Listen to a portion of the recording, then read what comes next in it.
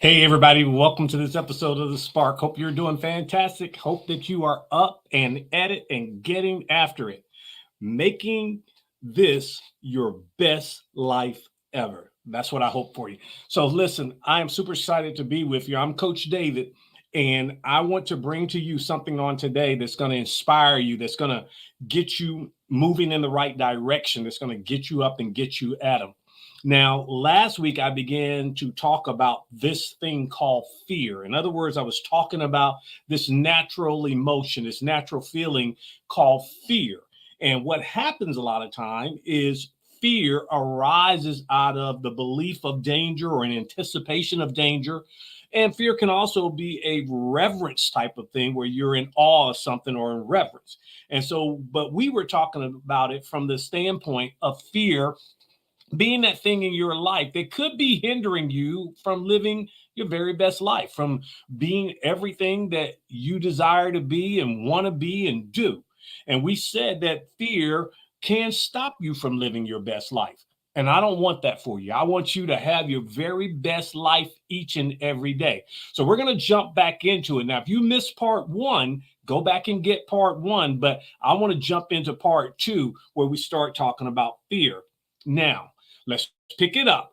Fear, for the purpose of our lesson last week and this week, we said that fear, we had fear of three things, and they all started with P. You know how I like to do it. They all started with P: people, places, and parts, or as they would say, people, places, and things. I just use the P for part. But anyway, we talked last week about being in fear of people. And we said that in order to understand and to master fear, we had to understand what the opposite of fear was. The opposite of fear is confidence. And then we asked the question, say, well, if the opposite of fear is confidence, where can I get confidence from? And we said confidence comes from what you know, knowledge, you're learning. So that's why we want to, in all of our getting, we want to get knowledge, but in all of our getting, we want to get an understanding, because when our confidence is acquired or developed, then we don't have to be in fear any longer. So today I'm going to jump on the other two P's real quickly with you: places and parts, or places and things. People fear going places, people fear many different things. And what I want to do, I want to share with you a way to overcome all fear, whether it be people, places, or parts. Whatever it is, whatever you're fearful of, I want to give you something that'll just pop fear in the face and get you moving in the right direction.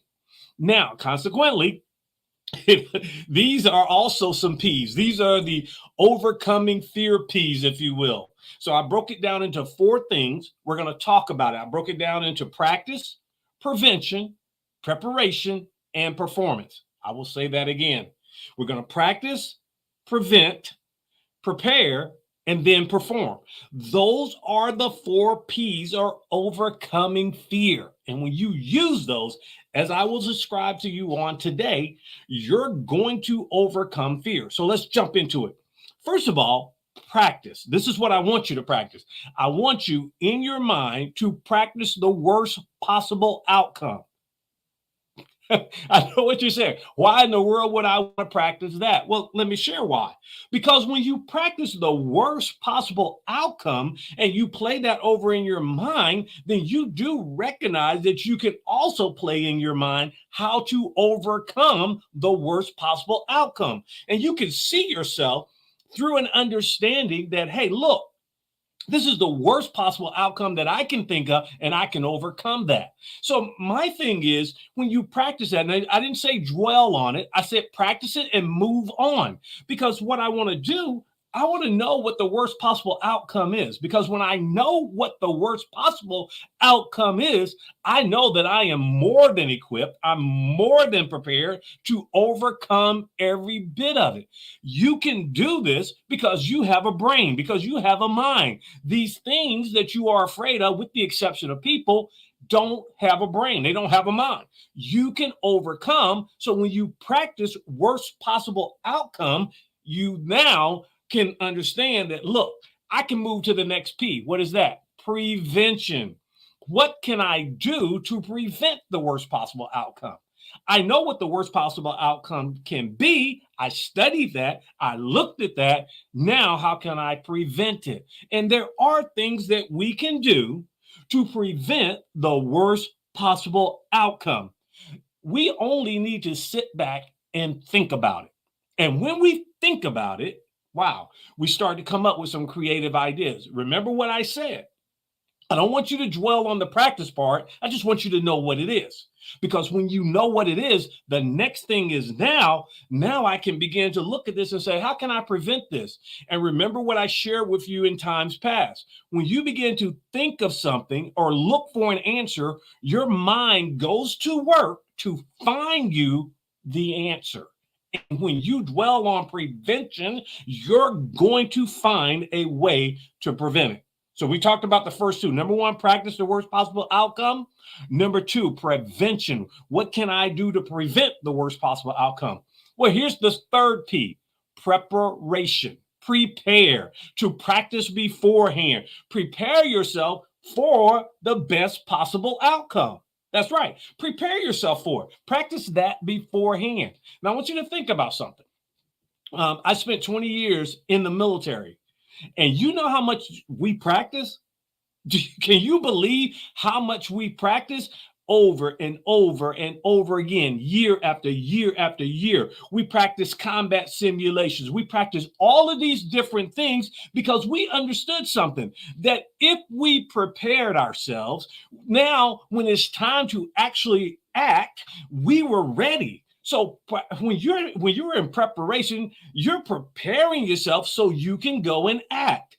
That is what I want you to get. You've already talked about practice what the worst possible outcome is in your mind. You came up with a prevention. Now you're in the preparation stage. You're going through the steps. Here's one. Think about it like this. Firefighters.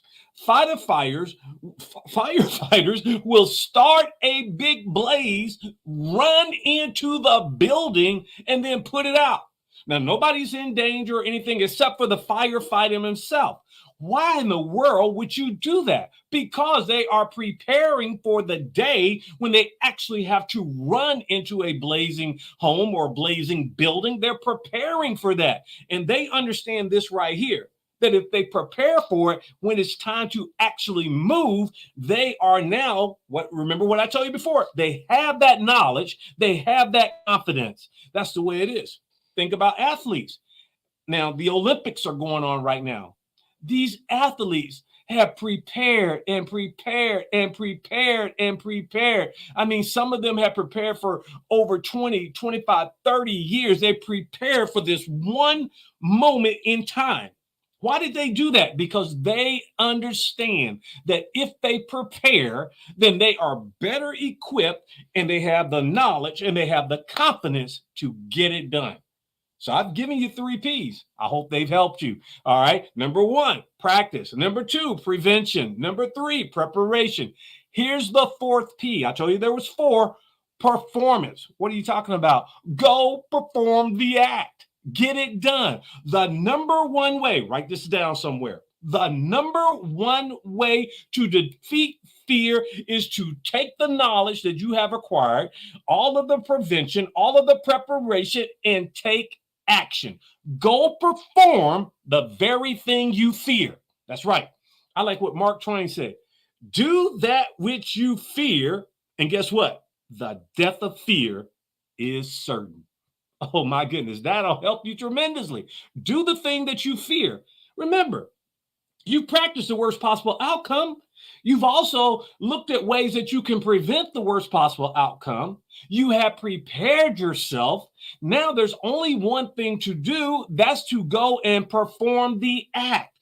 Do it. Watch this. I know this this is going to help you. When you delay,